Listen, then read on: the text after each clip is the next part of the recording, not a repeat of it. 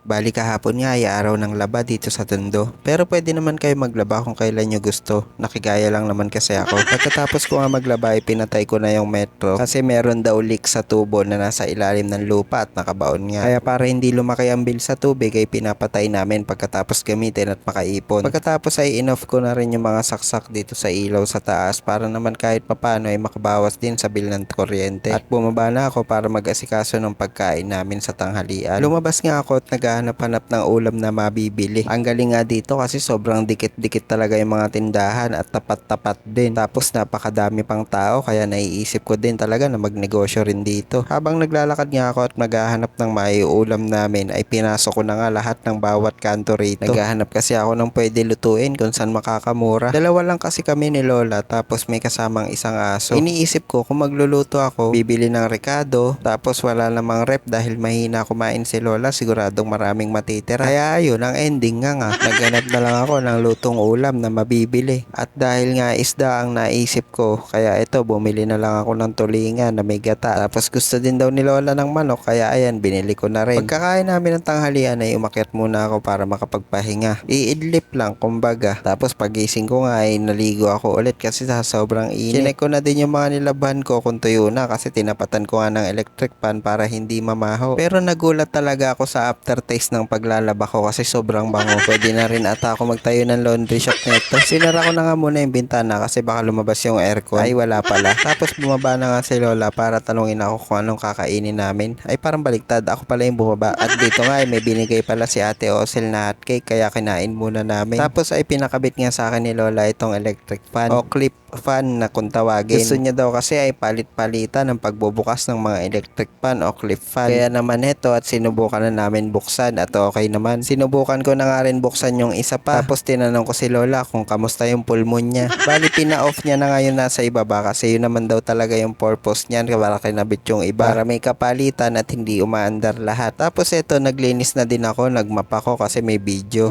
Bali tinatanong ko na nga dito kung ano talaga yung kakainin namin sa hapunan. Sabi niya nga ay gusto niya ng sayote kaya yun na lang ang binili ko. Meron pa naman din kaming natirang manok kaya sakton-sakto yun, gulay at manok ang hapunan namin. Yung nabibili nga naming lutong ulam ay may natitira pa nga. Sobrang hina namin kumain ni Lola sa ulam. Tapos mag-alas 9 na nga ng gabi at tapos na yung pag-connect ko sa piso wifi. Kaya naman lumabas ako ulit para mag-connect na nga ulit. 30 pesos ko nga ay 1 day na kaya naman sobrang sulit talaga. Wala kasing signal yung mga SIM card dito sa loob ng bahay at kailangan mo pa talagang lumabas para makapag-data. Pagkatapos ko ulit na makakonect dito sa internet ay umakyat na ako para ligpitin na sana o tupiin itong mga nilaban ko. Kanina pa din kasi ito tuyo at para hindi na rin lamukin dito. Mabuti na nga lang talaga at konti lang yung dala kong damit, yung mga pambahay lang talaga para hindi mahirap laban. Update nga lang pala sa trabaho ko, bali nag-email na sa akin yung sa occupational permit at for final review na nga ito. Kaya sana bukas ay ma-release na kasi yun na lang talaga yung hinihintay ko. So paano, hanggang dito na lang tong video na to. Yun lang guys, thank you for watching.